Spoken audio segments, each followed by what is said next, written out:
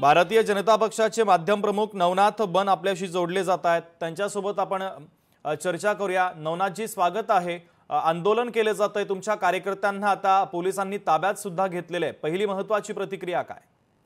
या पद्धतीने अमित साटमजी यांच्या ऑफिसच्या बाहेर काँग्रेसच्या कार्यकर्त्यांनी आंदोलन करण्याचा प्रयत्न केला, गुंडागिरी करण्याचा प्रयत्न केला। त्या पार्श्वभूमीवर त्याला प्रत्युत्तर म्हणून भारतीय जनता पार्टीचा हे आंदोलन आहे। खरं तर गेल्या काही दिवसापासून सातत्याने असलम शेख हे बांगलादेशी घुसखोर यांची बाजू घेण्याचा प्रयत्न करतात आणि त्या पार्श्वभूमीवर हे सगळं भारतीय जनता पार्टीकडून आंदोलन केलं जातंय।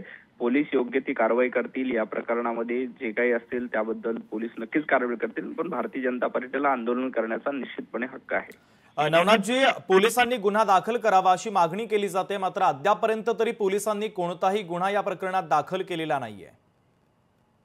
मागणी आहे की या प्रकरणामध्ये पोलिसांनी तातडीने गुन्हा दाखल करावा, असलम शेख यांची चौकशी करावी, यासाठी हे आंदोलन केलं जातं। पोलीस देखील या प्रकरणाची दखल घेऊन तातडीने गुन्हा दाखल करतील अशी अपेक्षा आहे।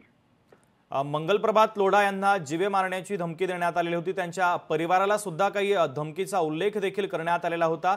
त्याबद्दल तुमची प्रतिक्रिया आणि प्रत्युत्तर काय असेल?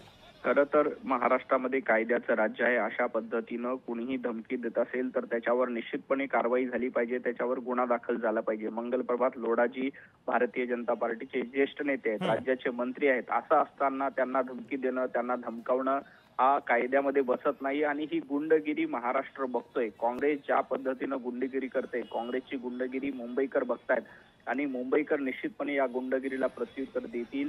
भारतीय जनता पार्टी हा शिस्तबद्ध कार्यकर्त्यांचा पक्ष आहे, परंतु असलम शेख किंवा काँग्रेसकडनं सातत्यानं अशा पद्धतीची गुंडगिरी केली जाते। हे नाही, याच्या आधी देखील आपण बघितलं की मालवणी आणि त्या परिसरामध्ये टिपू सुलतानच्या नावावरनं गोंधळ झाला होता। टिपू सुलतानचं नाव दिलं पाहिजे यासाठी आग्रह केला जात होता आणि एका अर्थानं मुंबईला हिरवं करण्याचा प्रयत्न काही लोकांकडनं जाणीवपूर्वक केला जातोय। त्या पार्श्वभूमीवर मंगलप्रभात लोढाजी यांना धमकी देणं, त्यांना कुटुंबांना त्रास देण्याचा प्रयत्न करणं, या सगळ्या पार्श्वभूमीवर पोलीस निश्चितपणे कारवाई करतील आणि काँग्रेसच्या गुंडगिरीला मुंबईकर निश्चितपणे उत्तर देतील। काँग्रेसची ही गुंडगिरी सहन केली जाणार नाही। अगदी नवनाथजी, अत्यंत महत्त्वाची प्रतिक्रिया या आंदोलनाच्या संदर्भात तुमची पोहोचलेली आहे। तुम्ही लोकशाही मराठी सोबत संवाद साधला त्याबद्दल धन्यवाद।